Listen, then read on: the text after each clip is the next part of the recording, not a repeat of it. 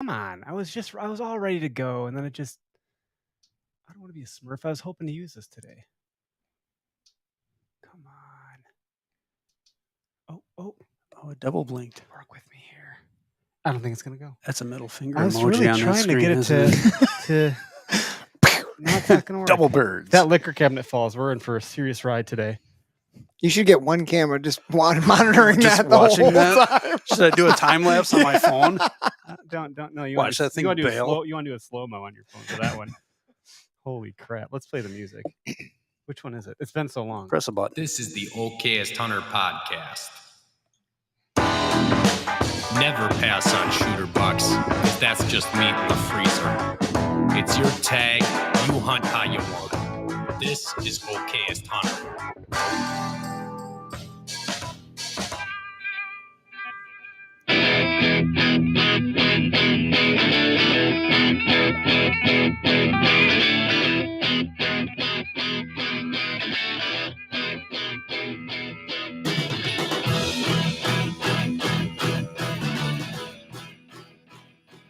This is the Okayest Hunter podcast. You know it. Every buck's a shooter buck. It's all in the eye of the beholder. What do you got there? Some water. I think you got something to do. That's good for your teeth. Stitches. Greg's through the wire like Kanye West tonight. Something like that. I only got a few stitches left in the roof of my mouth. It's all good. All right, yeah, you'll make it. Mm-hmm. Anyway, I got to do this thing here too. I forgot something. That's how it goes. Every night, if I don't forget something, we've done something wrong. Is how I see it now. There it is, live. Anyway, welcome to the show. We're brought to you by Half Rack, half-rack.com. I have still yet to make the content about the meat lug cooler about fitting 330 packs. I'm convinced it can do it, but I did get to use it at Foam Fest.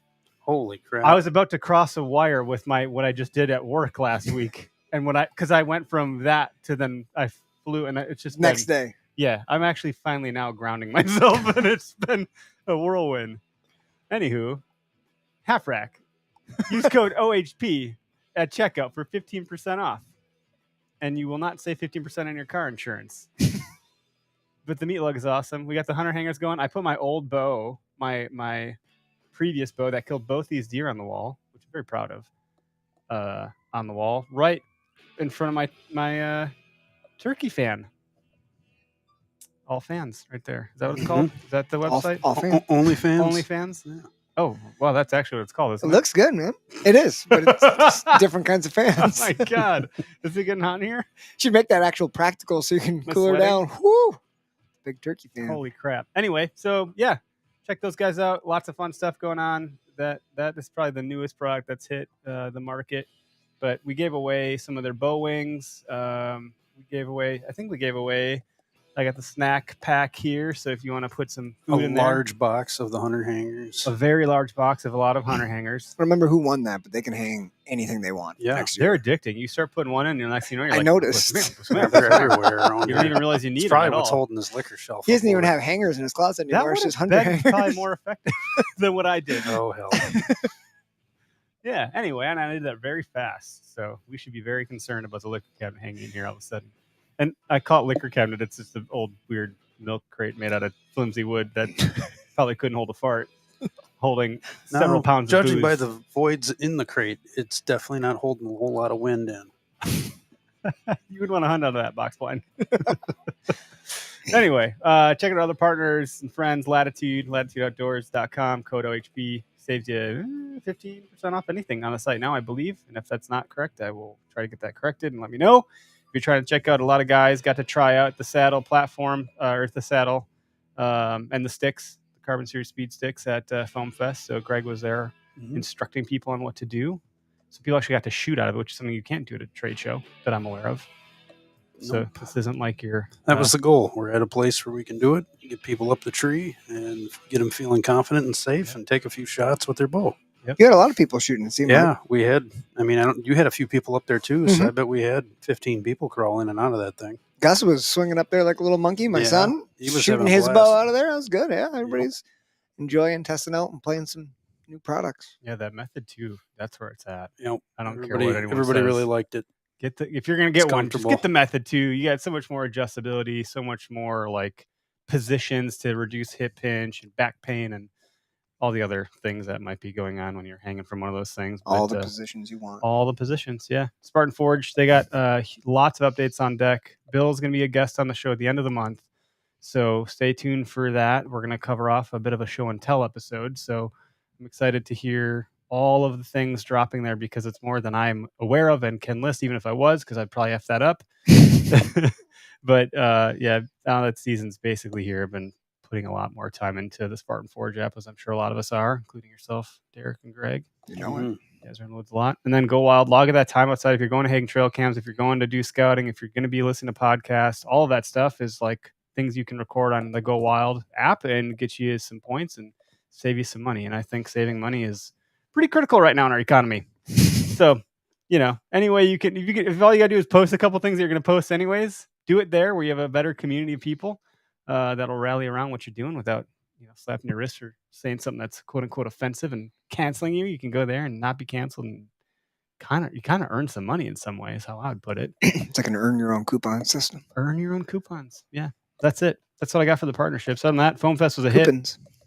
We did a podcast. I did one out of New York last week with the Serious Angler podcast because he bailed me out of not having an episode. So we just made stuff up and talked about how fishing relates to deer hunting. And you'd be surprised how much stuff relates when you're targeting mature bass. Oh boy, You should listen to it, Greg. we're gonna have him on the Fisher podcast. There don't you go. worry. Yeah, see, that's a spirit. Bailey's a good guy. Yeah. Nice enough to help me out. So got to be good enough. But we do have a guest tonight, whatever time it is. Who's this joker on their line here? Let's bring him in here. Who's this? The Buckmaster? Who is this? Kevin? Kevin, what's up, man? I didn't Kevin know. Vistisen with the Deer Hunter Podcast. Welcome to the show, buddy. Had I known that was Joe across the screen for everybody to say it, well, I don't know if it works. You could have picked something, Little Buckmaster. worse. That could have been like you could have been like Master Yeah, Vader right. or something like that. And then you'd have been like, oh, I didn't realize this was going to be on live TV. Long duck dong. Average size Joe. Yeah, a little bit above average size Joe. We've been trying to have this happen for some time and just starting to Oh, coordinate schedules. Here we are. do you remember Yeah, no. what was it? Was it 3 years or 2 years Yeah, now ago? We had dinner. Oh yeah, Where did yeah. we have dinner? Oconomowoc. Right Right downtown, that little place. Drinks It's and called the dinner. Etc. Yep. Yeah. That was the last time I saw you guys. That was 2 or 3 years ago. Yeah, at least. Yeah, you were hanging out with Dan, doing an episode with him, and that ran long. Shocker. And That- you had is Mitch, and I forget the other fella's name from G5 with you. Yeah, that was we built a bow for Dan in Fault at Prime, and we hand delivered it to him and one of the bow techs and me and Casey, one of the guys that does a lot of the content creation and kind of runs Prime from what everybody sees. Casey's the one that runs Prime. We jumped in a truck and drove over there and took Dan a bow, and we wanted to make sure that any adjustments that needed to be made, because we know Dan's a pretty finicky, wants things precise, and I didn't want there to be issues, so we brought him over a bow. We shot with him for the afternoon. It's interesting because I watched Dan miss a lot of deer and hit deer bad. Dan's actually a really great shot with a bow.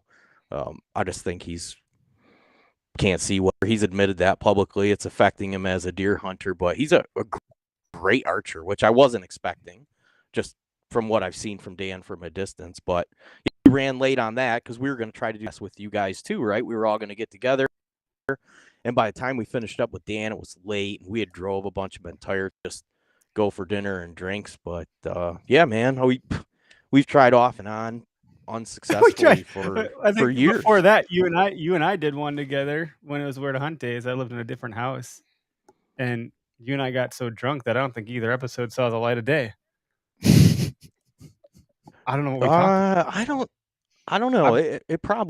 It might have. I have to think about that. I but think it's you're funny like, that dude, you we say can't that. use this. You're like, no, we can't. We got drunk. We can't use this. I don't know what we got talking about. I might have but made up. just- I might have done something and not recorded it and made up an excuse too, because we've Eric, you're too drunk. we've over the year, and we've graduated a little bit. Maybe I don't know if graduated is the word, but we're a little Elevated. cleaner now than what we earlier days. I guess we're getting a little bit older and seasoned, but yeah, it's been said here for sure, so it would be hard for me to believe that you brought some level of language or behavior to our side of the fence and got in trouble for it, because that's usually terms of acceptance around us. It must have been pretty. I must have just saying all sorts of nice stuff then.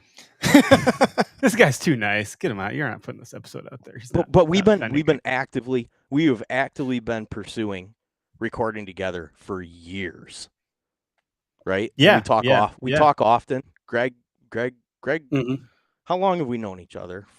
4 or 5 I've plus known- years? Dude, I've known you since you started your podcast, and I communicated with you through social, and we got to meet up at a workshop, and yeah, we've known each other for a while. I've known you and your brother and Ryan and Nick, so it was always fun listening to you guys just commiserate together. How many years that is now? I can tell you because I just looked. About 7. It's 8, so Come about on. 7. You're close. Yeah. You didn't overshoot it, so that's good. No, I don't want to overpromise and Price is underdeliver. right. Look at that, Greg. Hey, you were as close as you could get without being right. Congratulations, Greg. Thanks. It's 8 Greg years. Greg didn't that bust. We've been socializing through the love of deer hunting is what all started That's it, right? right. And then we went and did Dan in Falls scouting workshop, and Greg, like a little drug dealer on the trail, he's got smoked salmon in little sandwich baggies. Of course he does. Of course he does. He knows he good doesn't year have, that year. he knows he doesn't have enough for everybody. So he's not making it public, but he's walking up to people that he selectively likes. He's giving them a little tap, and he's like, "Hey," and he like total drug dealer fashion, Like cheeseburger And ready. like, Slip what's in this? some And he's smoked like- salmon in it. he's Yeah, like I got some for you. smoked salmon. He was proud to tell me that he got the recipe from a northern Michigander, Mm-hmm. a guy that I don't know if I don't see that guy around too No, much not anymore. much. But anyways, I think life that- moves on. Greg knows how to make friends, is what I'm getting at. Damn right. First impressions are Greg's strong suit. But we both work in the trades. We like to hunt and fish. We like to talk shit. You got Good senses of humor. So you get that from the trades. yeah, man, if you can't tell, I'm a little bit excited to be hanging out with you boys here tonight. The whole deal. This is a whole different level than what I do over here. Yeah, but you got some journalistic chops over there, and I mean, coming from a tradesman doing journalistic work, putting together what was the Rompola series was one of the finer pieces of journalistic content that made its way to the airwaves in the last decade. Yeah, you It did. was very impressive. You did an excellent job of bird dogging a lot of details. So I you might appreciate- not have this fancy tech bullshit. Like we're just all smoking mirrors over here, but you got the chops to get it done, and I thought that was a pretty special segment and series, and one that like every hunter knows about. And if you don't, you're living under a bit of a rock as a deer hunter. That's Well, not cool everyone that you knows say about that. it. I actually got a message today that he found the whole series and listened to it in the last couple days, and like, oh, I need to apologize to a lot of people because I've been so adamant that and he's like, you completely changed my mind. He's like, I can't believe I never heard this story. It all makes sense. It's clear now. And I was just like, oh man, that's really cool, But that's the cool thing about putting content out, right? Like people find it years later. So I think that's there for very common forever. though, especially with that story though, because like I consider Yeah. myself, I grew up reading all the magazines, and Ron Mhm. Pola was like Same here. huge, like we talked about it all the time, and I thought I had researched it and known everything there was, and then started listening to the breakdown that you did. I was like, holy shit, I didn't know any of this, and it totally changed the way I thought about it too. So it's like even people who thought they knew, you thought you had a good grasp on it, not even close. Yeah, well, I mean, there's always 3 sides to a story, right? Your side, my side, and the truth. So there's a lot to uncover. And yeah, I can show you a picture right now. That's what I was looking for, actually. And we'll see if my camera plays nice. I'm going to show you guys this. I don't know if you've ever seen this. Can you see that? I understand that it's probably let me backwards blow it for up. you Let me blow it guys. up. Hold on. Let me get you on full screen real quick so the people watching can see it. What are we looking at? Looks like a mega wide Ron Pola buck right there. Yep. Is that on a you product? You Yeah, can't it really is. see it. Yeah, there's two bottles here. There's a full rut and FG deer stop. These are Hogs Unlimited synthetic rut lures used by whitetail master Mitch Rampolla to kill the world record Rampolla buck. Sure. Okay. Woo! Looks like hot sauce So right if we there. want, That's if we awesome. want to, if we want to boil down the entire thing, that's what that deer was created for, was to monetize that product. Mhm. And those guys to make a huge run and a bunch of money, and they didn't have moral integrity to the worst degree, right? His partner was set prison. The guy that started that, his name's Kevin Cray. He's in prison. No, that's not what his name is now. He got a different name in prison. Well, People, They call him Yvonne. not to be dark, but yeah, people that do what he did, that are treat children in the way that he treated them and do the things that he treated very nicely in prison. So when I talk about lack of moral integrity, I'm talking about the lowest of the low. So fabricating some white-tailed deer is like no stretch in comparison to what some of this guy in particular had kind of going on, and to set the stage. Like, you'll hear that argument, man. I knew the guy. He was of such moral integrity. He would never do that.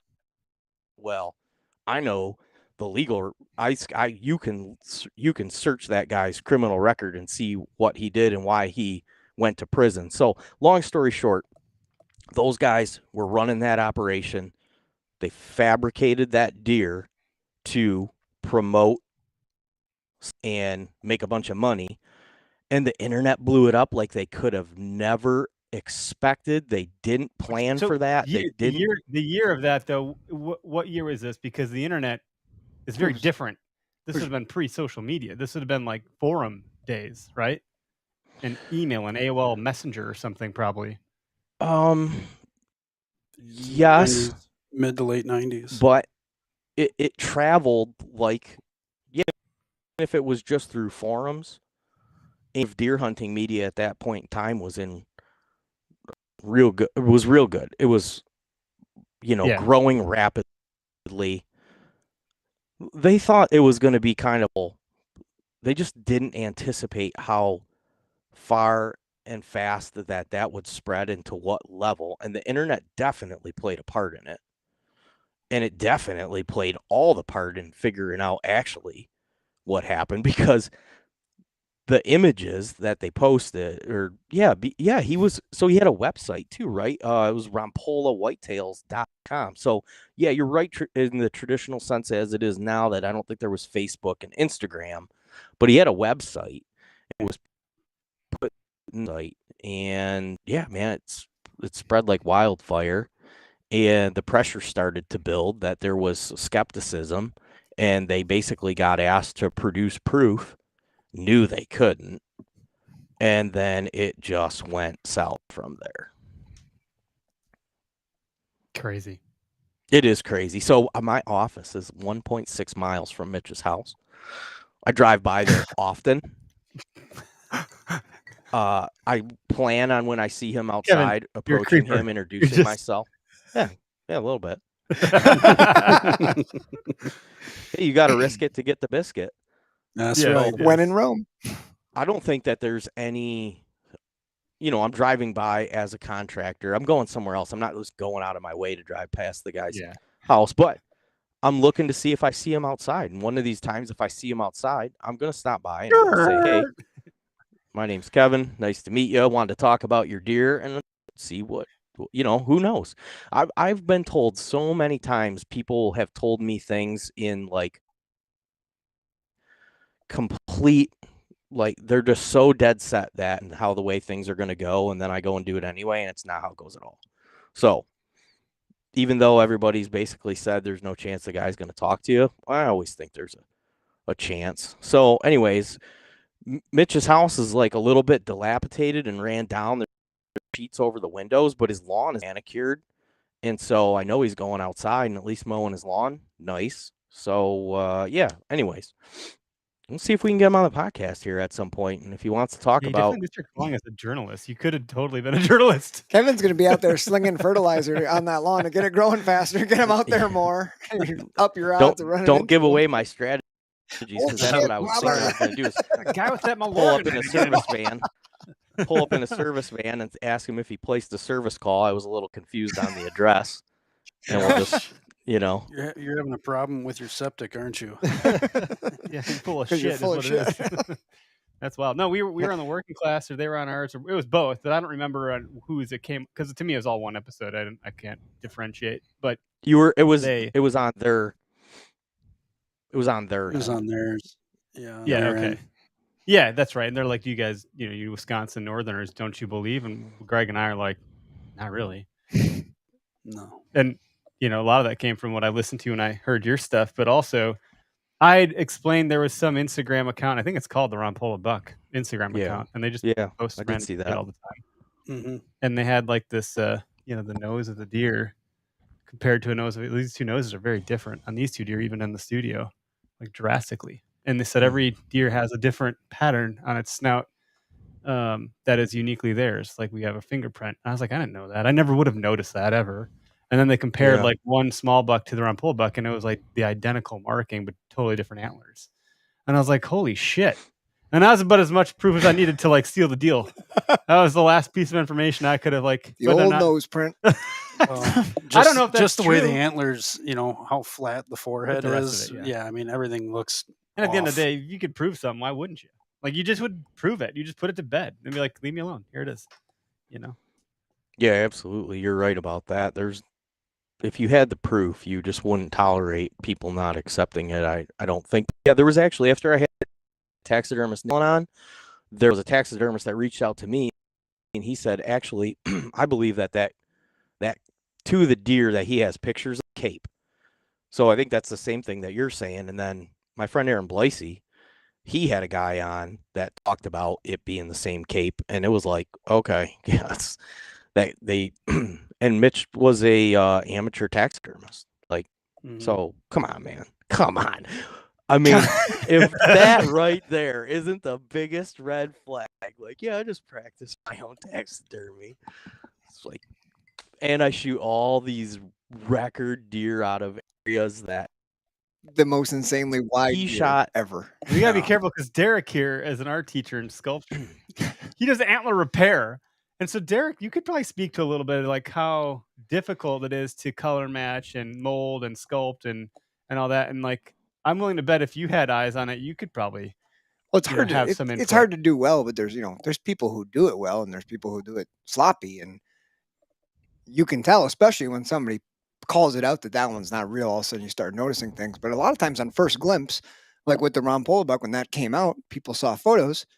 Your first intuition isn't to like inspect it like it's a fake deer, right? So like to your appreciate first, it. yeah, it's just a holy shit. But then once you have people on who are trained, like you had Nathan Kill, and like you look at those pictures the way Nathan described them, look at that, cover up the antlers, that's a doe. Then you look at it and you're like, yeah, obviously. that's what I mean about yeah. the internet is forever. And they didn't anticipate that we, years later, would be pulling up these photos and dissecting them like world-renowned It's like crime. taxidermists and It's like going, crime. Like years And later, just- now, we have DNA tests now. Now you're committed. Now you're screwed. Yeah. yeah. Did you ever see that Netflix I have documentary of Don't F with Cats? No. Any of you guys? No. This is a couple years No. ago. Well, whatever. It was basically like some dude that like put these kittens in a bag and was like going to kill them, and he put it on YouTube, and then like the internet went in an uproar because they're like, "Don't fuck with cats! Like, what are you doing?" But it turned out this guy was like on his way to becoming a freaking murderer, and they crowdsourced through the internet. The internet beat the police to the drop of when he was going to kill someone, and they picked apart like. They zoomed on the doorknob. That doorknob is from Germany. And then like crazy details they were picking apart after studying it for hours and hours. And they had this group chat Oh, going yeah. of like, Sure. this is where that rug is from. This is where it got shipped to. It could only be this one. And it was like, I was like, holy shit. So yeah, you leave something on the internet long enough and like people will pick it apart more than Oh, you could yeah. possibly imagine. Nowadays, Like I bet you too, if that, especially. if someone could probably tell me where the studio is, but we didn't say it every episode. They could figure it out, Anyway. Did you see recently there was this guy, he was all like takes biking real serious, like the real tight biking clothes on. And he's riding past, somebody's got like a Ring doorbell, and he comes into their front yard and he starts kicking they have like a Donald Trump 2024 sign. And so not a huge deal, right? But then he comes back in the middle of the night and lights it on fire. Well, Jeez. Way to go, so ding dong. this prompts the people to be very aggravated. Well, the guy had an app where he was real time doing his biking, which shares it with all these other people that are on the app to see like where you're at and this and that. And somebody went on there and saw exactly where he was at what time, and then identified him, and he got arrested. There is no privacy. Our dog anymore. got our There is dog no ran privacy. away a couple years ago now, and Ring anytime doorbells you found got- her. Yeah, Any- didn't you? Anytime you got one of these on you, there is no privacy. We've foregone privacy in the name of social connectivity and just straight up convenience. Yes. And that there's a trade-off. The more convenient something is, the more privacy you're probably gonna let go of. And human beings love convenience. We'll pay a lot of money for things that are convenient. It's human nature. I kind of live my life and every day knowing and not caring if everyone in the world is watching what I'm doing, because I don't feel like I'm doing anything wrong. That's where I'm at. No. I'm just scared, scared until somebody points out everything I'm doing wrong. Because you feel like you're not, but you know you damn well are. Well, you should be. I mean, that's what life is wrong, making mistakes. It's only bad if you're keep making the same mistakes, right? We're made to make mistakes. That's how we learn. So that's human. We're all predisposed to sin, Make mistakes, but if you continue to make them, that's when You're a dumbass. yourself and go, what am I doing here? So I'm mistakes lately, and had to look and figure out, and it's like, don't do that again. Here's the perfect example. Into deer hunting. This is the segue. Are we doing it? No, go ahead. We are trail Okay. camera, like real world. Just, I don't know how many emails Exodus sent me to like, do your firmware update, Kevin. Hey, Kevin, you're due for a firmware update. Do a firmware I'll get to update. that. Nope. And so like, yeah, I should probably do that. Well, get these cameras out, very remote location. So I don't want any chance that the camera not work. So I charge the panels, I put the SD cards in, I format the cameras, I set them up in the garage, and I spent an hour in the garage. They send every photo to me, right? So I'm like, we're locked in. Let's go. Throw everything in a bag, drive an hour and 40 minutes, hike a couple miles, hang these cameras, make mock scrapes in front of them. Just everything perfect, flawless, right? Get back, a couple days later, cameras are acting up. Sends me a notification. Firmware update. I'm like, oh, okay. Look through the thing. It says I can send the firmware update. It gives me the option for the command to send the firmware update. But which I tried doing and does not always work. I don't know if it ever works, Greg. To be honest with you, I don't think it should be an option. I'm gonna say no, it doesn't, and you might as well just I'm gonna let you finish the story.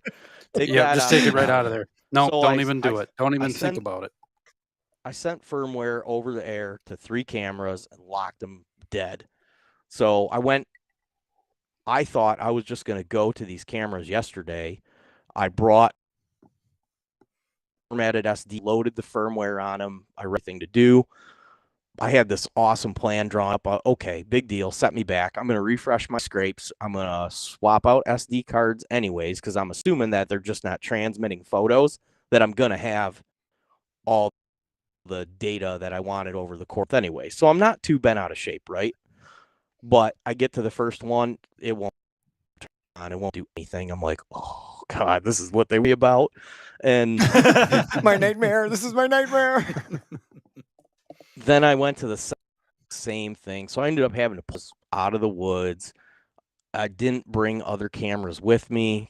I've been using Exodus for years and had very little problems. And, this is on me ultimately. I didn't do the firmware update. But I just had the confidence level that when I was going there that I wasn't going to have an issue. I'd had an issue. So I've got 2 cameras pulled out of the wood right now. And it's all because I just didn't didn't follow simple directions, right? So copy check, mistake, Lesson recognize learned. it. Yeah. Don't you gotta do firmware update, and if you don't, then you could pay a pretty serious price. And those were big assets to me that are down right now. I have one very nice located out in the middle of nowhere. No one's hunting the area, like no hunter sign whatsoever, which makes a ton of sense for a variety of reasons. But this big deer's in there. I had him on camera last year. I already have him back on camera again this year. I got down last year on one of the most prime days that there is and followed his rub line right into the bedding area out of his bed. So I know exactly where he was when all the pressure was on last year. I don't have any reason to assume that he doesn't recognize that that bed is his best option for that area for a multitude of reasons. And I put both cameras that I recovered yesterday were put out to monitor him and see what he's doing. There is no acorns on the oak trees in that spot this year, so there is a chance that he'll, but I still think that for the bedding up that are within, let's say even 3 miles, a 3-mile radius of bedding opportunities, he's going to be back there because of the amount of deer that are in there, because of the bedding area and the no pressure, and it has everything else that they need. There's a bunch of beavers in there, so there's a bunch of stuff cut down. They have a bunch of fresh woody browse. There's acorn area. There's just not directly by the. I think that there will be back in there, but I was hoping that I'd have an opportunity to kill that deer. We're going on this trip attitude front end of October, and I was kind of hoping that I was going to be able to get in there. And now it's kind of interesting too, because I'm like, well, this is a good lesson learned on why to not put all your eggs in one basket and not fall victim to relying on devices versus like instinct and woodsmanship. Because I think if I go back in there, I'm just hurting myself. Like, even if I have 6 cell cams to go put back, you don't get many chances to increase bedding area and not screw him up. And that's why I went in there in August, because I feel like there's plenty of time. Now it's getting to the point where I was like, I've been in there twice now. You're going to go back in there a third time? I don't know. I'm weighing my options right now, whether I want to go back in there or just, I know what's going on. For the most part, I know what's going on. I'm right now, I'm having a internal confliction on how to proceed forward with this exact deer. Your gut is telling you the right thing, I think. Yeah. Stay out of there, because I think you hit the nail on the head when you said there's no hunting pressure back there. That's why he's back there. And you know how it is, man, when you get up in those northern areas, when the deer don't have intrusions, they don't tolerate them as much as somewhere where people are in the woods all the time. They get used to it. So especially that big old sucker that you're talking about, you go in there a couple times and all of a sudden he no longer likes walking the runs that he liked. I think your gut's telling you exactly what to do. Yeah. You guys have things you rely on, like instinct and gut and trail cams? Mm-hmm. I heard about them. I don't have any of these I things, heard about it guys. once. I'm just a wanderer. Luck into a buck. That's not true. You're lying. You're selling me a bill of fake goods at the OK having all those big deer. Where's the fork horns? Yeah, Allison, what the hell They're is littered in here. They're littered everywhere else. There's only 2 on the wall that you can see, but the fork horns are all over the place.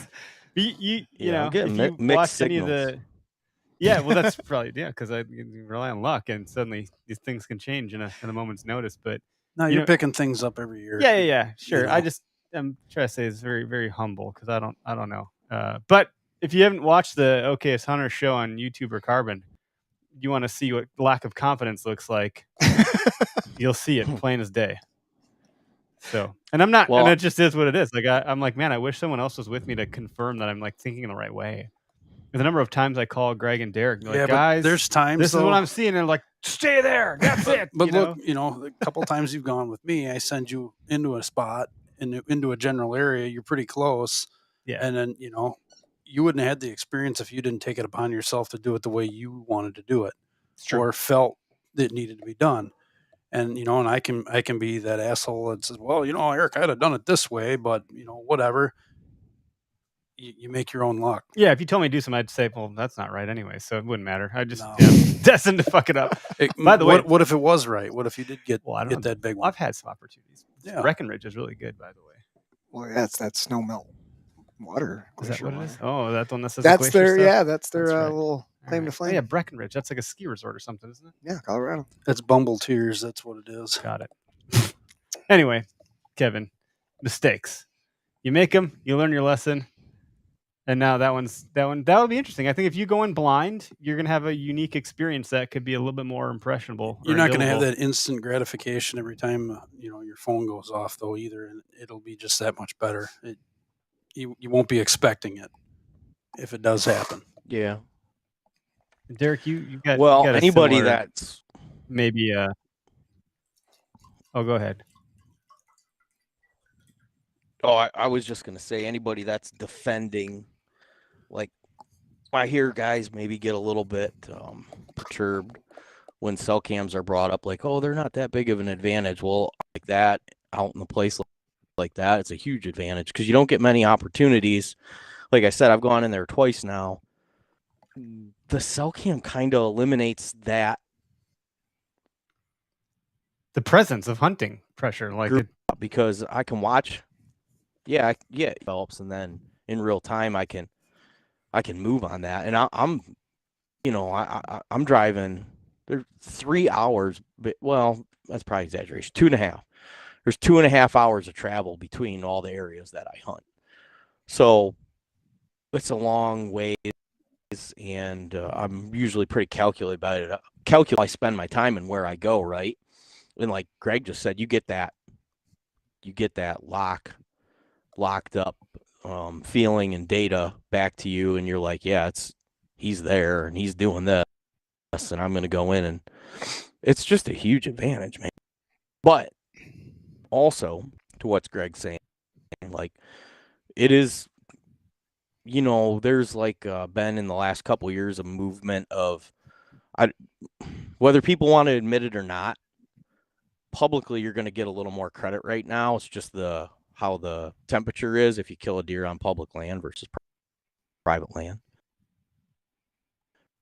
That's not like, no, that's not a big, yeah. No, I'm just saying, if you're a guy that's, I'll use Byron Horton as an example. Byron's a really good hunter, and he's like hell bent against cell cams. And if he continues to consistently kill big deer on camera without using cell cams, well, I'm sorry, but there's no argument to be had that he's not probably a better hunter or able to do something that he's not taking advantage of a huge advantage because of basically he's putting himself against it becomes a bigger disadvantage when others are using it as an advantage. So then the gap becomes even larger. There's a bigger chasm. So if no one was using cell cams, then there's no problem. But because people are, and then he's choosing not to, other people have a leg up, and so he's got a bigger, like, does that make sense what I'm saying? There's a wider gap that exists. Yeah. So like it does. He's not only potentially better than, but it's even more than that because it's like, anyone that's maybe going to use a trad bow against a crossbow. There's a huge gap of difference there between a trad bow and a crossbow, as an example, right? And those types of things seem to exist all across the realm of different things, but hunting too, like the baiting thing. Like you talk to people from Ohio who are on private land, or even like the UP, Northern Michigan there. Yep. Like some people don't want to bait, but if the neighbors on both sides of them or three sides of them are putting out tons of bait, they have to bait if they want to see a deer. So it's like it creates those gaps and those, differences. And I'm glad to hear Kevin say that the cell cam is an advantage because, man, I heard on a lot of podcasts people say, well, it's really not that big of a deal. It is. It absolutely is. Yeah, it is. Especially how you use them, though. It is. I just think Byron's going to listen to this and go, wow, they said I'm a great hunter. Byron is a great hunter, yes, man. I'll message him right now. Byron, get your ass into the YouTube.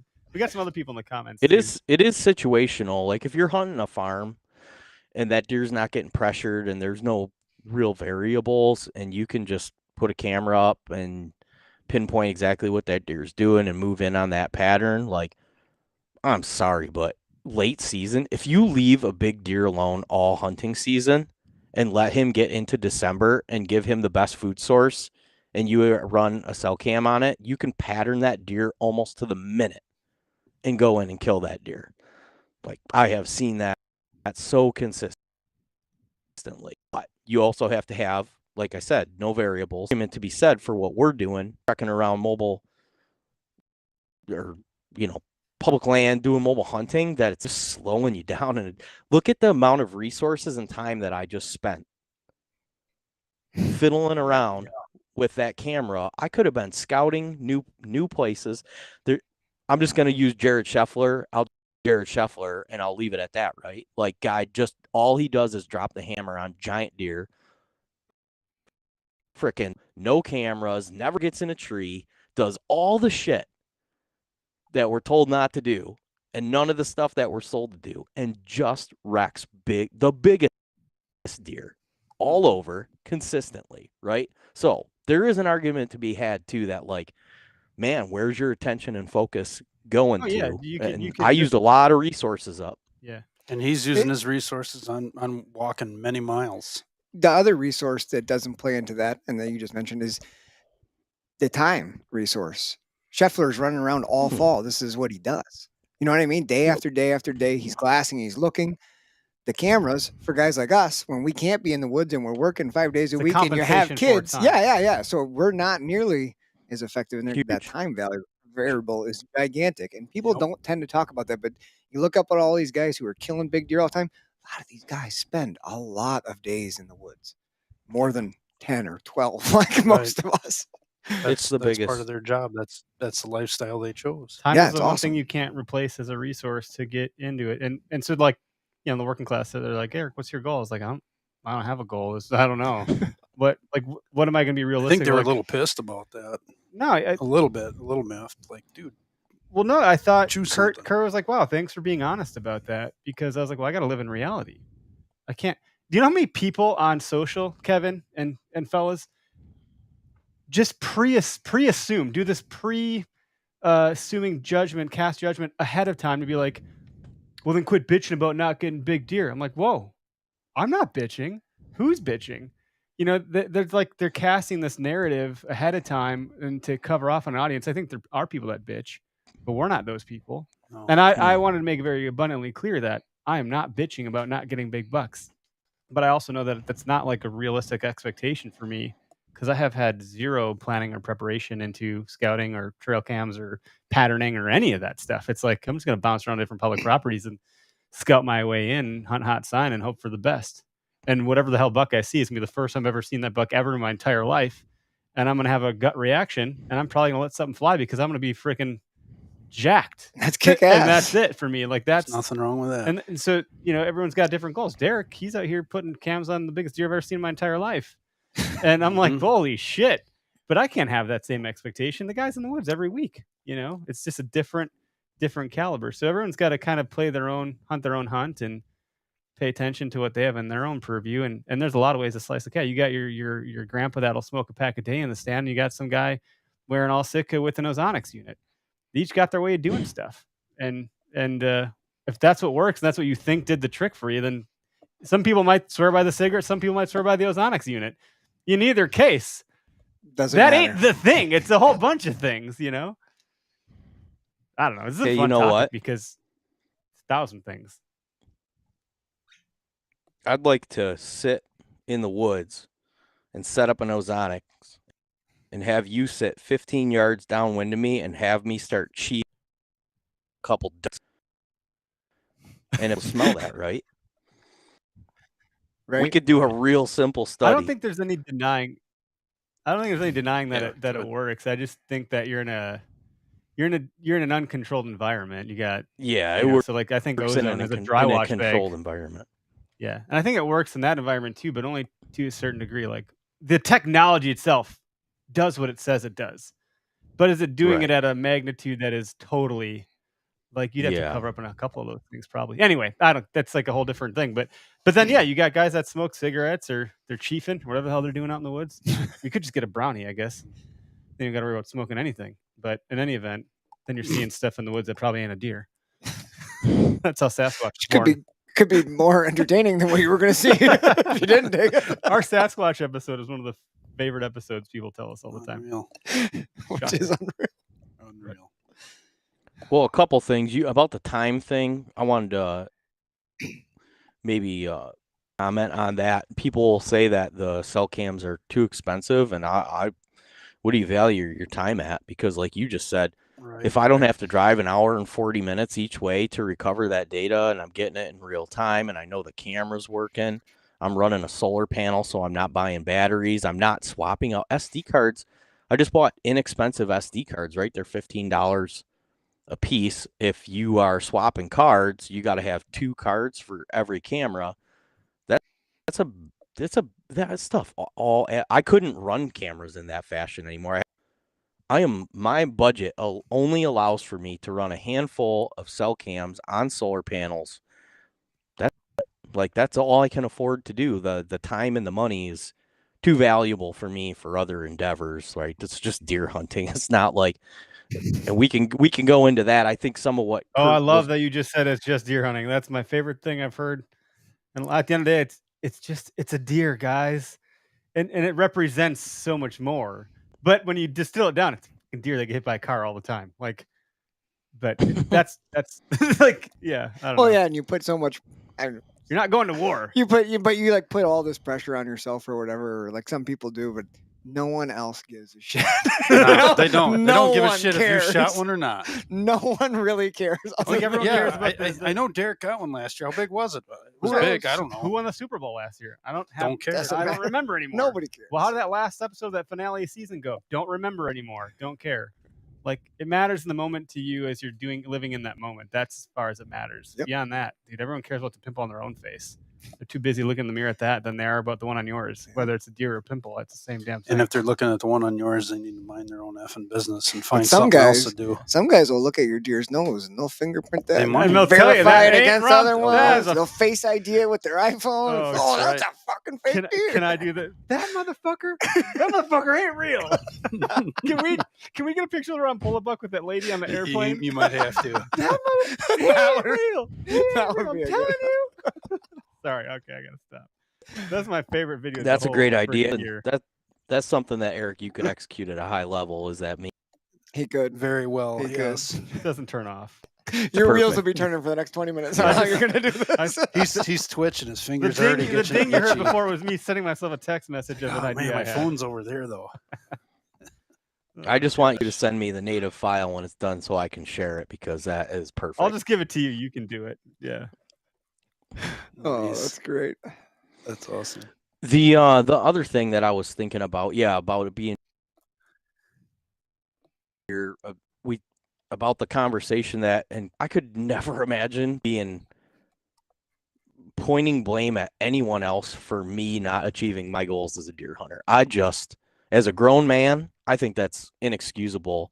You control every aspect of your own life, and if you don't, take a look at what you're doing. And I am not going to sit there. If I was going to sit there and actually exert effort to complain about a situation, I'm just going to take that energy and focus on a solution. And if that requires moving, relocating, doing things differently, buying some land somewhere else, like, Sounds like you're speaking from experience here. well, yes and no, but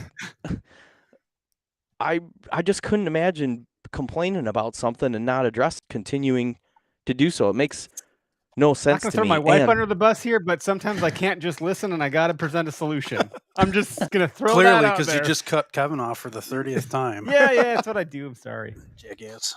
Greg's getting pissed at me. No, I'm not. Do you want to talk says about it, or we do you want a solution? lost our connection. Is that true?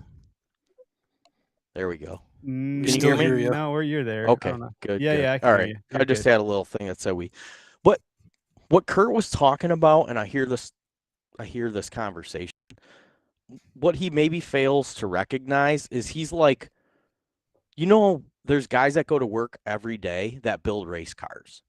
And when they leave, they have a hard time rationalizing why, when they go down the street, that everyone hasn't like bored and stroked their engine and put forged rods in it, right? Like, that is his thing, to enough where he has committed his profession to being a deer hunter. He's the 1%. 99% of people do care to that level. It's not this life or death thing. And unfortunately, the majority of opinions that come from guys that are surrounded by the 1%, they got to step out of the industry for a hunting season themselves with the other 95%. And you see this totally different. It's a totally different drive and reason. And just the okayest thing, I've always been a fan of the brand, right? Because as he was saying, like, shouldn't you strive to be, I mean, I hope the guy's focused on making more money and taking care of his family and worrying about shooting big deer to post on social media, right? That's like what's important to me, because Preach. that shit actually. Right. But unfortunately, you go behind the scenes and you see that a lot of times, man, people will really slack on what's important in their life to chase after that dragon, to be in whatever industry. You know, it's no different in the hunting industry than it is probably in different aspects of people's life. But to me, a little bit of a skewed perception. It's like looking at a situation with blinders on and saying, well, why isn't everybody doing it like this? Well, everybody's got different, but they're living completely different lives. They value completely different things through the same situation through a different prism, and see a completely different picture, right? And I'm fortunate that I'm out in the trades and I work, meet different people. I see people in walks of life. I've worked inner city for 2 decades, and it's just, people are so uniquely different. And say that everyone needs to be striving towards this goal of deer management to let deer older so that it looks better on a score sheet, or I don't know. It seems like we're selling on the whole experience short. Red Bear said many, many years ago, right, the hunt based only on trophies taken falls short of what the ultimate goal. You guys got a badass picture of Fred Bear there in your studio. He was onto it long before. It's not like new thing. He's so right. If that is what you're taking out of this, man, you're selling yourself short. That's a really you just said all the stuff I want to say. Like I don't have any. Let's just good. You shut Eric up. Nice.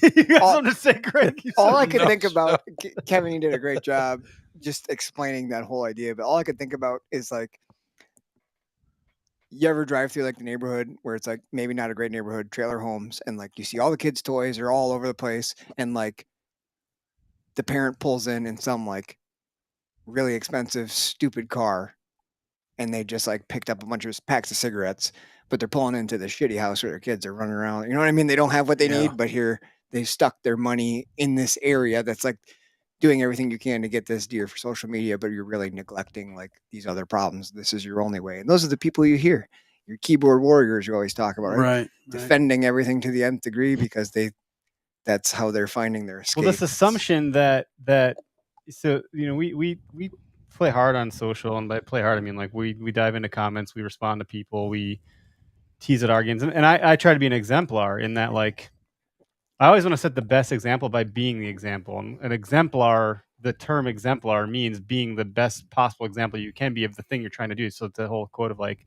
be the change you seek in the world, or whatever. So when we kind of go toe to toe or hand to hand with some of these folks in the comments, it's a lot of like, the one thing that I picked up you'd said is people assume that is the goal, is a trophy. And I'm like, well, why are you assuming that that's what I care most about? That's not what I care most about. Is that something I would love to have? Fuck yeah. I'm not lying to people. I'm not faking the funk. Like, damn right I want that. But again, I live in reality, and also I have other priorities that take priority over this stuff, given the family. And, on the family side, there's a really good book. If you're a dad or a mom, it doesn't matter, but it's called The Daily Dad, and it's written by this guy, Ryan Holiday, who I follow, regularly, and have read most of his books and so forth. And one of the things that the themes that come to play in this book throughout the 365 chapters, because every chapter is like about a minute long, and every chapter for every day of the year, is you want to cultivate a family environment where your kids want to be around your dinner table by the time you're old, and that they bring their grandkids to your dinner table, and that they want to be there and that they're there and you're enjoying your family. And I'm like, well, I ain't going to do that if I don't take my kids with me to things like Foam Fest. If I don't let them come down in the studio and hammer on the mics and do all the sound voice effects on this weird mixer. And if I, just don't let them come hunting with me and so forth. Like I want to invite my family along on the hunting journey and the business journey. Like they're here with me for the ride as much as I can. And it gets distracting. It is actually pretty hard because I get fixated on this shit. And I'm like, I got to be in my zone. Like my wife's getting the kids out to go to grandma's house. And I'm like, we're going, but it's interesting. Like there are other goals that are more important than a trophy. And that's part of it. But that is certainly like one of the last things on the list for me. Just that experience is good enough. But you did a good job, Kevin. It's cool that you have you should just come into Wisconsin, pull up a stool, and you can hang out with us every Tuesday. I'd like to do that a whole lot. You guys got a whole good thing going on. I'll take this opportunity to contradict most of what I just said, and I will say that in a guy like Kurt's defense, if you choose that as your profession and thing, you should work as hard as you possibly can. And I understand that is the lens that he's from, is like, dude, do a better job, be better, right? And I agree with that, but it isn't deer hunting or podcasting. If your profession is a carpenter or a truck driver or a plumber, an OnlyFans type of celebrity, you selling feet pics. I'm trying to think of careers that are making money right now. Okay, so mortgage broker, whatever you're doing, fucking be badass at it, man. Like put some. It's not the competition. You could be a student in college. You could be in the trade school right now, and your job is to be a good student and get the best out of that investment to become the best you can be at whatever the thing is. You could be in the military serving our country. And if you're doing that, you sure as shit don't got time for anything else because you're traveling a whole bunch to other countries, other states. You got duty stations, you got fire watch, you got all sorts of shit. Like, focus on what you're focusing on. Deer hunting is a bonus to life. And if you were lucky enough to become, make it a profession, that is right. You're absolutely right. That is the 1%. But if you're doing all this other stuff in your life, deer hunting is the bonus, and deer hunting is your camaraderie. I got guys that only gun hunt that are my friend group, and they live for deer camp. But they don't fucking bow hunt. They don't care to bow hunt. It ain't their jam. Some of them are starting to get into a little bit. They've even picked up crossbows, and I'm not judging them. Maybe they like honey. Whitetail honey. There it is. Whitetail. And if you know what that episode is, we just said whitetail hunting wrong on an episode, and it was whitetail honey. Anyway, sorry. The whole thing being that, like, the camaraderie you get from that, just seeing your buddies. I got one buddy that could give a shit if he hunts. He's a Marine, and he's a dead eye with a rifle. It could be a lefty or right. It doesn't matter. That guy will put anything down. But he could give a shit if he gets any deer or whatever. He's happy to contribute meat to the camp.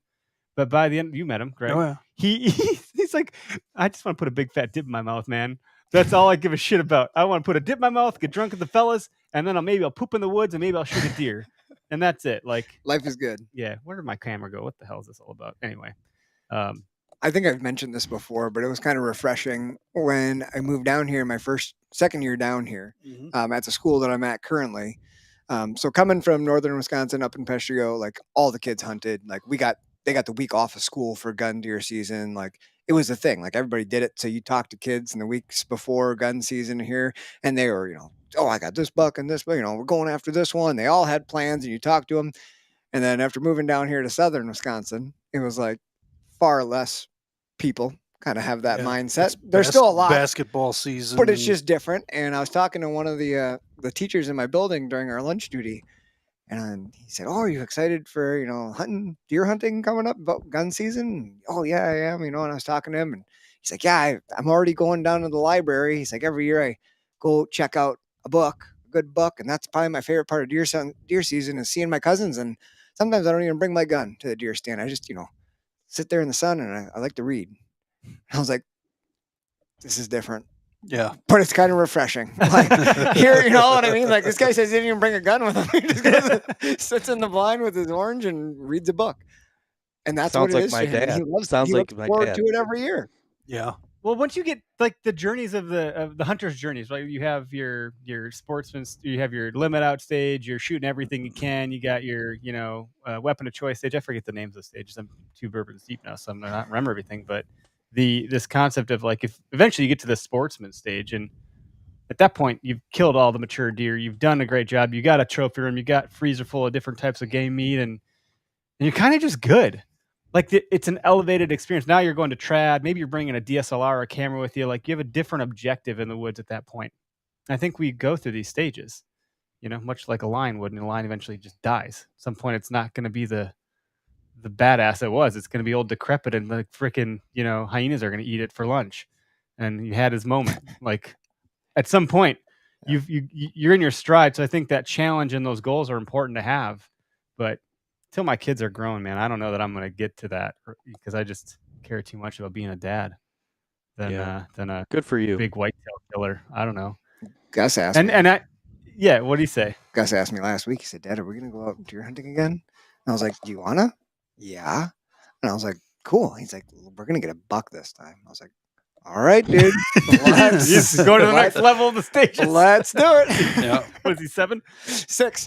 He's gonna be a better killer than you ever were. For sure. Oh man, that's the other thing too, man. My kids are way Studying smarter hard. than me. Anyway, good stuff, Kevin. Good fodder. You talked about the guy not bringing a gun. My dad didn't put 1 but 2 bird feeders up at his deer blind.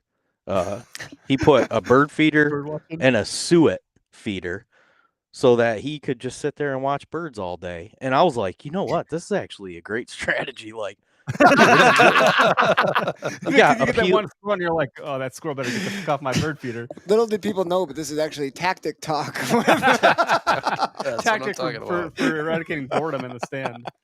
Well, he would bring a book and he would have those bird feeders going and he would just go out there and enjoy his time, right? And he killed like 1 deer his entire life, and it's because that deer was on a suicide mission. Literally, he's walking down, he was blind, and this deer comes busting out of the woods and turns on a dime with his nose glued to the ground, probably following after a hot doe, and walks straight at my dad from 60 yards to 30 yards, never looks up, walking straight on a line towards my dad. So he's like, I mean, layup, right? So 30-30, he pulls it up, shoots that deer. That's the only deer he's ever killed his entire life because he didn't care about that. He cared about going to camp. He cared about going out there, reading a book, hanging out. And maybe that's where I got like that portion of the, like, I can't imagine caring what anybody else wants out of deer hunting. Like I just can't even fathom that. I could when I was younger, and maybe that's a reason and an excuse if you are younger and you don't understand that yet, and you are concerned about how other people are living their life because you haven't figured out who you are and how you identify, now. But I obviously went the other direction with it and cared a whole lot about deer hunting. But I think that it's only that 1% that cares enough about it that they've made it like their profession to really actually truly care about what other people are doing with it. And I don't know. It's 99% of the media that comes in that deer hunters get to listen to come from that 5% of people that are doing it at a level that they love so much that they've made it their profession. Or so there's like a skewed messaging, the message that's going out versus the people are that consuming it. And I feel like there's a big divide. And that's why I've always been such a fan of what you guys do. Honestly, I'm a fanboy. Like, you guys are one of the few people that buck the trend and just go, hey, we're going to do it this way. And it's because it's real, and it's because it's honest, and it's because you guys see it from that other perspective, but I like the flexibility. I like when people can like work in a space, but step out of it and look at it from outside. I think that's a valuable skill set. You guys obviously have it. Yeah, that's fair. Yeah. No, it's a see a same otherwise. And I think you've differentiated really well. And a lot of folks, it's just like, and not to put anybody down, that's not what I'm doing, but for a while, we were part of the sea of the same. We were trying to tactic this and tactic that. And I think education is the appetite is so strong in this category that you're never going to get away from that learning component of it. I think that's totally great, and we have some of that, but there's this other part that like there's more going on here. We like sometimes it's good to like loosen the collar and be like, let's unbutton it and loosen a belt buckle and drink some freaking beers. We're at the bars, deer hunting, like come on, all right, yeah, it's good. Well, let's learn. I'm out of the classroom. Another all right, round guys? from a friend, Like, Sally. Let's go cry about the deer I missed last week for a second here that I'll never forget about, because that happens. Let's air some of these other things out that are like, yeah, we can. Like it always just I can never get away from the Batman quote. Why so serious? Like I love that because I have an appetite for learning. I'm competitive. I want to challenge myself. Like don't get it twisted, guys.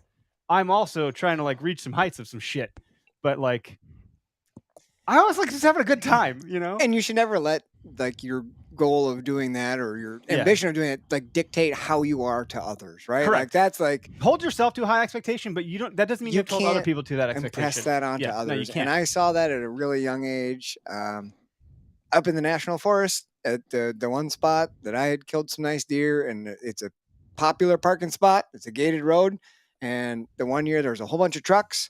And this guy was the first truck there, and he was the last guy out. He must have went way back in deep. Yeah. And this dad had just dragged this buck out, and he had 2 boys with him. One was an 8-year-old, one was a 10-year-old. And they just sat with Dad, and he shot this beautiful 9-point buck. I mean, it was that's an exciting phenomenal. Family, sure. And the kids are glowing, right? People are coming out, and they're all, looking at this buck. And me and my buddy Dave and his girlfriend at the time, Jen, we walked out and we're, oh man, high-fiving the boys. Did you see it? Did you help your dad drag that out? And all of a sudden we see a headlight coming, and it's that guy.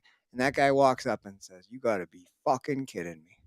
Kicks dirt, kicks rocks right toward him. Oh, slams this crap down. It was, bent out of shape. Because here's his dad. Imagine what those kids remember from that. They remember all the high five. No, they probably remember that guy who was just a total asshole who was pissed because somebody else got a big deer. That like burned in me, and I was like, that is such bullshit. Never want to be that. What a dick. Yep, that's the wrong example to set. 100%. That is the antithesis of what we're trying to accomplish. Yes. For sure. I'm going to find that guy. But you can't. Like, there's a place for everybody in this world, and that guy probably has maybe not an important job. No, just kidding. But maybe something very important. I got into it with some guy, and of course I turned into a total jackass like Kevin. Not to say you're a jackass, but I mean I turned into a stalker, and I was like, this motherfucker.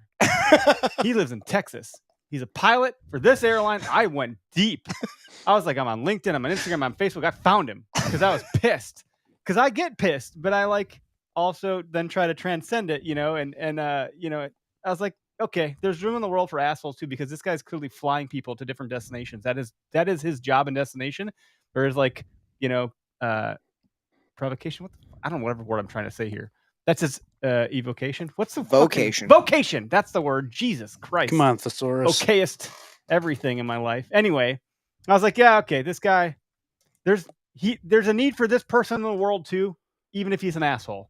Like everyone has a place in this world. And by the way, everyone thinks that their POV on the world, their point of view is good and just and right, and that they are the ones being kind. So like whenever we see people just hate on stuff, actually, it was Paul Campbell who really brought this home for me. He had a post that we put out on social about turkey hunting, birds that have a pea brain, literally. And it went viral, and people kicked him like he was getting curb stomped on social media, basically.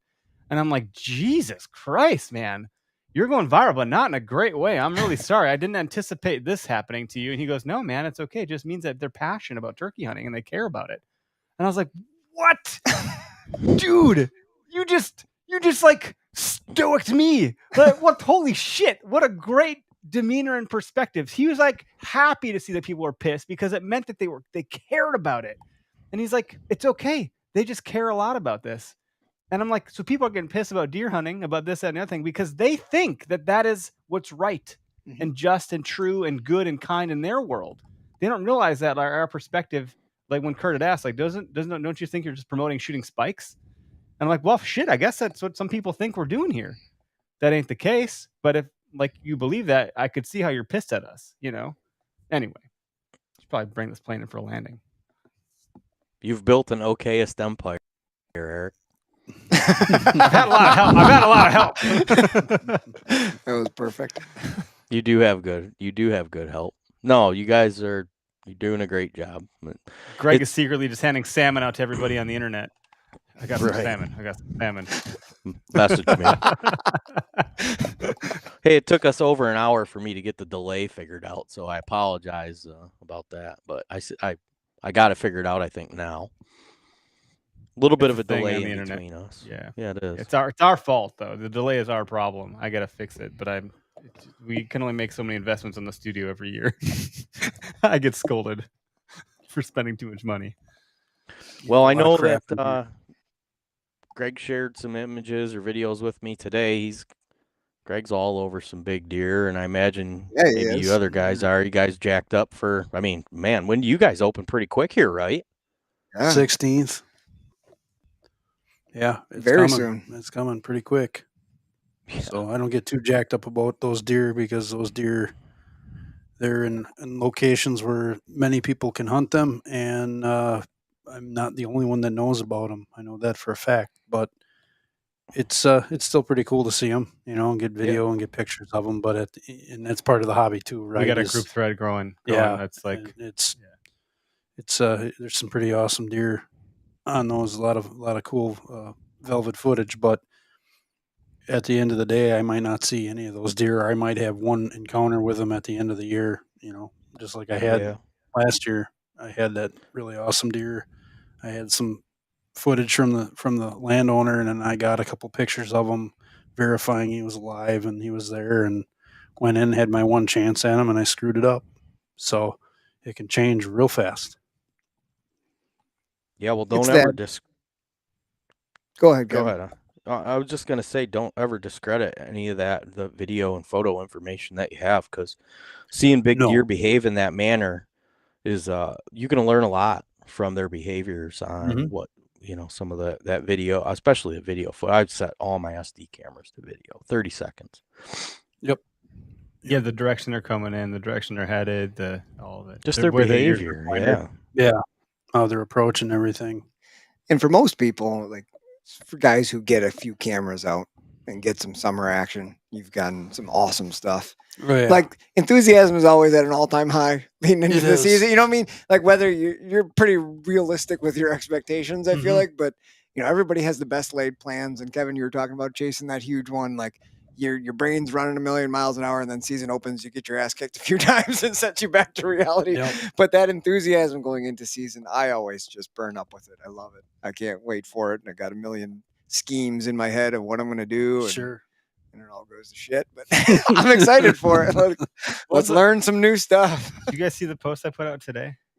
Which one was that? Yeah, which one was it? There are two distinct approaches to hunting. The one before the season starts, and the one after the wily whitetail kicks your ass all season long. Then Wellens commented, and I commented on that one. Yeah, so that chose the latter. No pain, no gain, right? What did he say? Because the second one chose me. I didn't choose it. Or that was you. Yeah, that was I said it. I didn't choose it. It chose me. Well, I've run cameras I've been running video cameras now for 8 years. 20, sometimes 24, anywhere between a dozen and 2 dozen. And man, I can confirm that deer definitely have individual behavior characteristic. It's extremely entertaining to watch and see how some deer react to some situations just totally different to other deer. They're the same animal, but they do have different personalities. And I can also tell you there's a lot of myths about how deer behave that I just have seen on video to not be true. And comments about trail cameras, people will say these super rigid opinions, and man, I'll just verify through trail camera information is no, they definitely don't do that. Or some deer do that, some deer don't. Right. There's no blanket statement really for whitetails except for they don't want to be killed, and they definitely all want to stay. They don't want to be killed. Away. I'll say that Spartan, and they do a good job of hiding to do that. Spartan Forge has done a good job of myth busting. I think they should start. You know how Exodus has started whitetail cribs? I'll go on record saying Bill Thompson with Spartan Forge should start Mythbusters for whitetail, because he has so much empirical data to prove half those things wrong. And there's some that he won't say because it's like so against the ground. I don't know, but like he's like, I can't say everything. Yeah, but like it would be taboo in the whitetail but I think industry. that would be a phenomenal series, segment, whatever you want to call it. I thought like that would be a really cool thing, because I've always gotten really intrigued by like that line of questioning. He'll always stop me at some point, and I can't go so far, but there's some things like, myths about like some bucks won't even participate in the breeding season whatsoever. The old and mature ones, they'll just sit it out and they'll wait. And I'm like, that's crazy. But he has a tracking collar data from, a decade to prove it. And it's like, well, what else can you myth bust? What else is a what does he call it? A supposition? Predisposed supposition is what he calls it. Big words, right? Way above my pay grade. Right. Anyway, but like those are really fun data points to hear from someone like that has empirical data over time that's been distilled into like, well, it's not 100% true, but like it's 60% accurate. And then it goes to 60% of the time it works every time. Those deer lab findings with the radio collar studies are so interesting. Yeah. Do you ever watch any of those? Yeah. Some of that stuff. The deer are always hiding right where you think they are. they're just better at it than you. Thought they were. They are who they thought. Yeah. So close. And so I think most of our listeners know the Deer Hunter podcast. But Kevin, how long because I think I talked to you on the onset of your podcast. I remember I was working at a radon company, and I was like, I remember being in the radon van, and you're like, I'm a plumber. I'm like, well, I do plumbing, but not really. No water passes through my pipes, just deadly gas that, may or may not be real. And I remember like giving you some of the input I had. But yeah, that would have been like 2016? Because I think it was before I was married. Was it 2015 or 2016? Not too long after I, met Greg, so it's got to be at least 6 years. I bet you. Here's everything I've done wrong so far, because at that point I was at it for 3 whole years. That would be about when I started like actively tracking and logging and paying attention to, trail camera information and running them over scrapes and watching how deer behave. You were talking about those big deer sitting out of the rut. So here's something that people don't talk about. If you're in an area a lot of times where there's not a high density of mature deer, those matriarch does want to breed with whatever they deem as the stud buck. They will go to him. He doesn't have to go look for them. They will. I have seen it on multiple where all of a sudden this doe just starts frequenting this scrape, and she is scratching at it, urinating in it, she's coming there looking to be bred. And I don't have any personal experience with that, but it sounds cool. Sorry, dude. It's rough. Well, hey, you wouldn't want to only get it 1 week a year. Are you talking about in real life? What? Like, are you talking about your as a human being? What are you talking about? Are you talking about deer? What were you talking about? I picked up on that. Oh Lord, here we go. You wouldn't want to trade places with them. 1 week a year would be rough. Even if they are coming to you. Just be honest. A classy one at that. I'm just saying. Okay. No, but I've hunted over those scrapes and blown a grunt call and have that doe come running in, and then had her walk off, hit that grunt call again, and have her come back in. And I'm like, oh, you did say my name. Man, oh yeah, she is, yeah, she is interested in what's going on here. Steve, what was that? Oh, damn it. Yeah, that's funny. Interesting. So it's different if there's a lot of big deer around and they have to compete for those rights. But if there's not, he can just lay back and let those deer come to him. Absolutely. Yeah, I've seen it happen. So no, the Deer Hunter podcast. That's where you're from. That's what you do. So where in Michigan are you nowadays? Like, obviously we know you're close to Rompola, but yeah, anybody that wanted to do their research or just kind of dig through my social media could figure that out. But I'm in northern Michigan. Dude, you picked the best name ever, because I can't Google deer hunting podcast and not trip into you like immediately. You're the first log I trip over every single time. I'd say I lucked out on that. I'd say I lucked out on that, but I lucked out on it being available because I thought about that. You did. Right? Like, So, I think because someone would have nabbed it, and then they probably wouldn't have done nearly as much as you've done with it. I think you've done a really good job. Any dipshit can have an idea. It takes a real good dipshit to execute on that idea.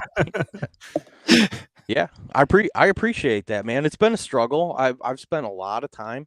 Like, if I took my time outside of the hunting space and put it into my profession, I make, this thing's always been a dime holding up a dollar, right?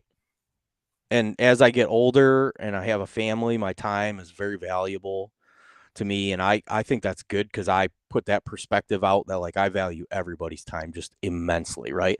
I'm not going to run ads about cookware and cat food on a deer hunting podcast because I value your time so much that I'd rather not waste it on that and get a monetary exchange for that. So I've always been just real conscious That's about good. like, man, Yeah, that's value rare. everybody, value everybody's time. But it's been difficult to. I had Alex Chop on my podcast Alex last is a week, good and he dude. said something to me. Yeah, he's a very smart individual. If anybody hasn't watched Grit, they should, and you can see that.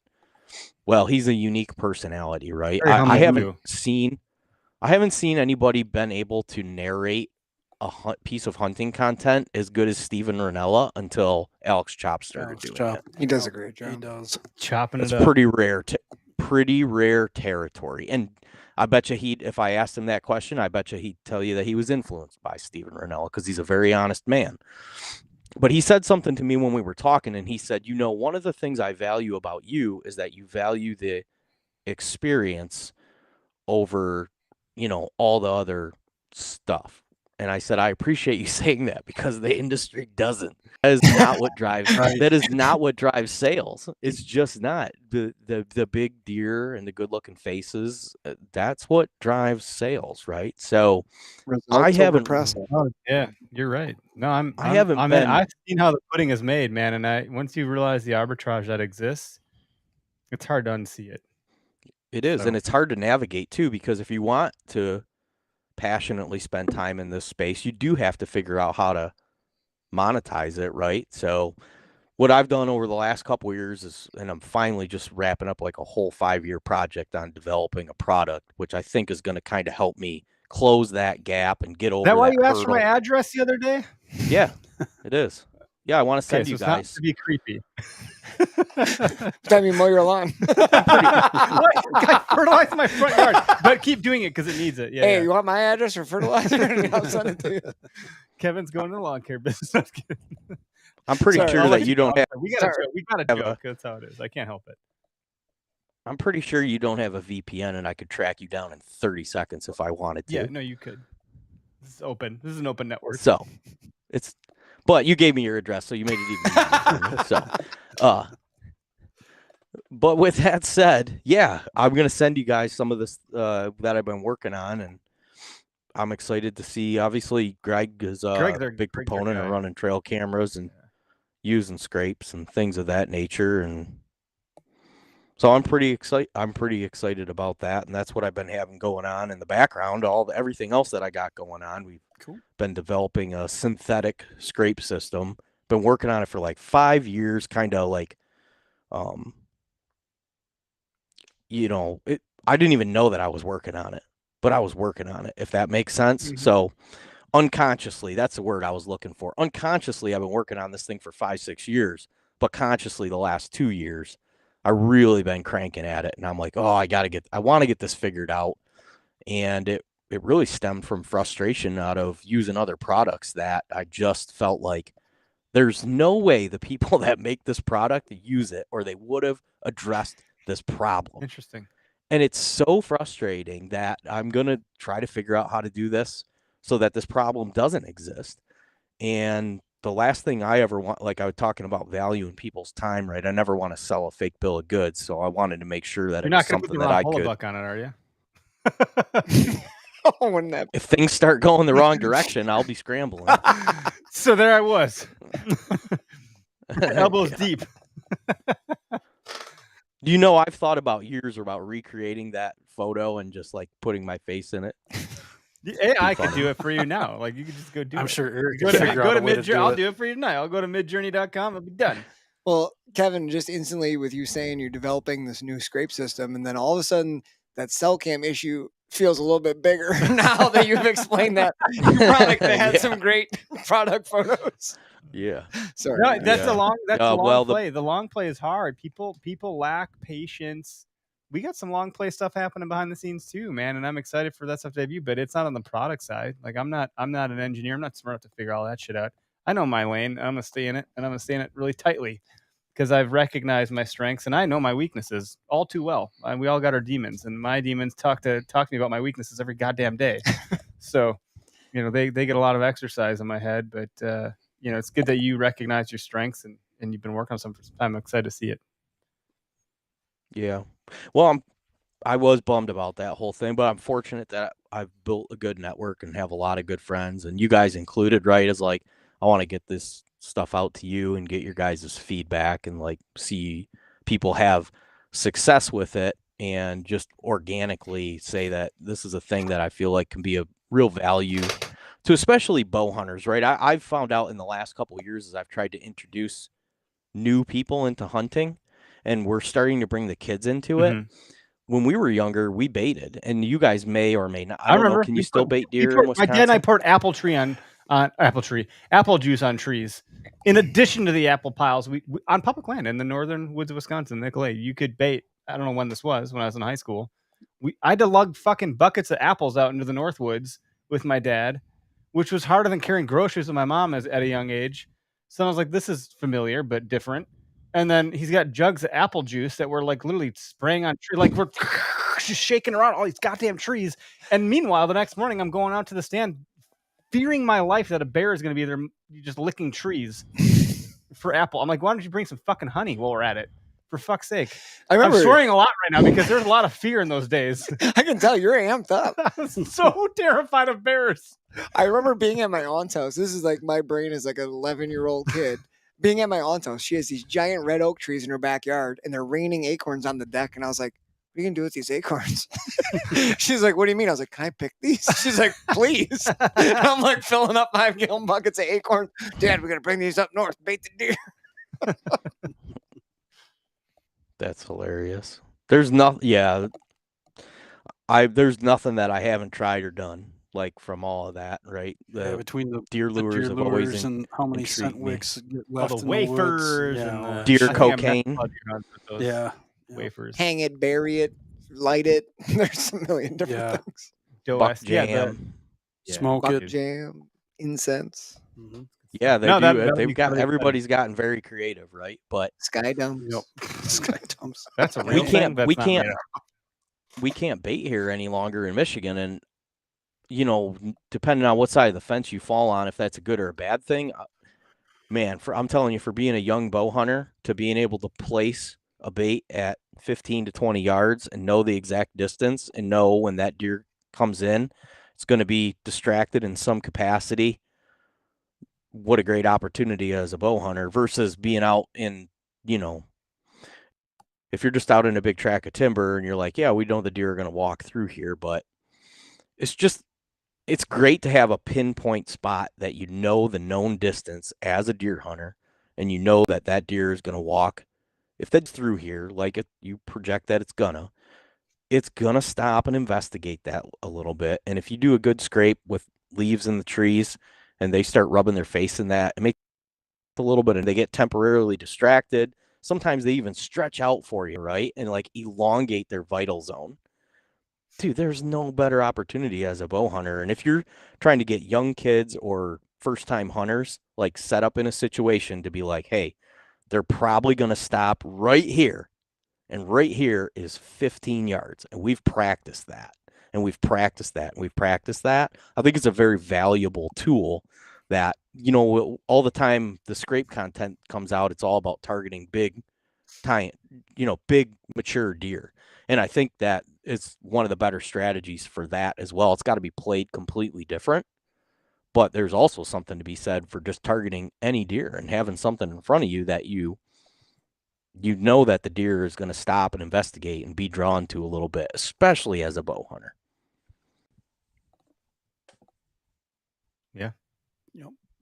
I saw some comments about CWD. I don't believe in it, so I don't know. He's a guy. Well, that's not true. I don't believe. Good in job, CWD. Levi.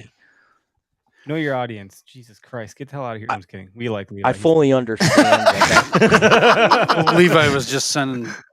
Levi's Just sending Was that pictures. Levi? who Levi just is shot That the was muley? his buddy the that just shit. shot a giant freaking muley in distracting the Wyoming. shit out of Greg over here with velvet. Well, and then he muleys. was sending me pictures of the elk he's going to go shoot too tomorrow. Talk so. about only fans. How about only bucks? Jesus Christ, only velvet. How about my God? Greg's over here drooling. Warm and fuzzies. It's warm and fuzzy. It's a nice A lot of blood in those antlers. fuzzy horned mule deer. Anyway. No, let's. I want to just say I don't want to leave anybody thinking that I'm that guy. I understand everything that the disease is prevalent throughout the deer herds. It's always been here, everywhere. It's not going anywhere. Nothing's changing. No. And scenes. One of the most people deer. He's employed through the state to manage the state's deer herd.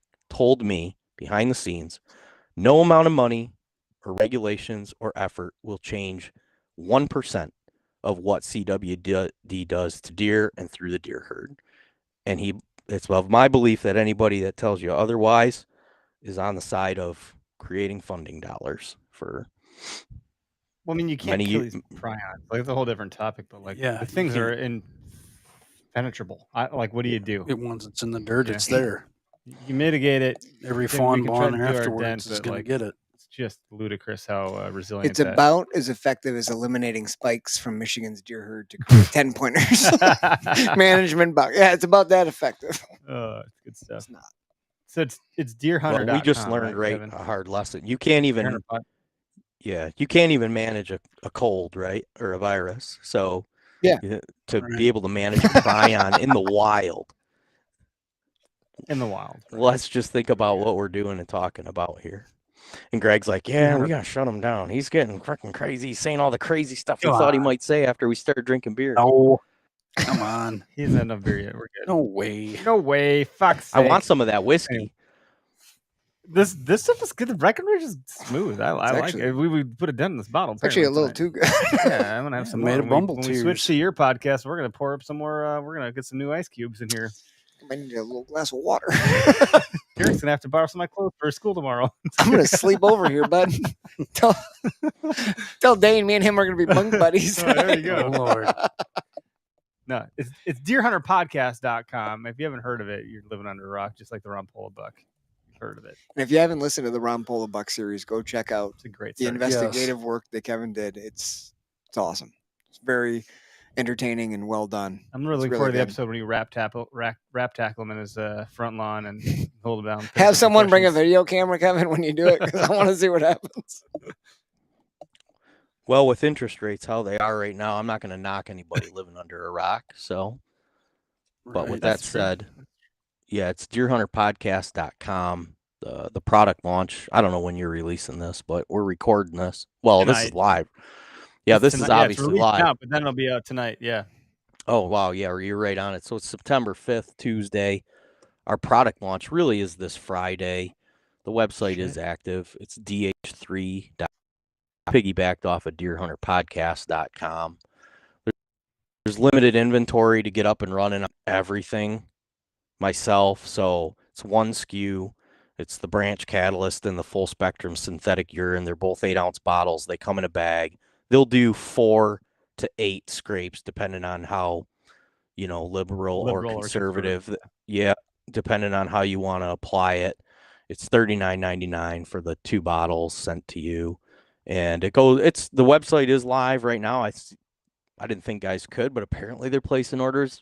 But we start shipping on Friday, and I've got limited inventory, doing everything I can to get as many of them out. It's funny. Yesterday I was talking with somebody, and he said, "Hey, I thought you liked deer hunting."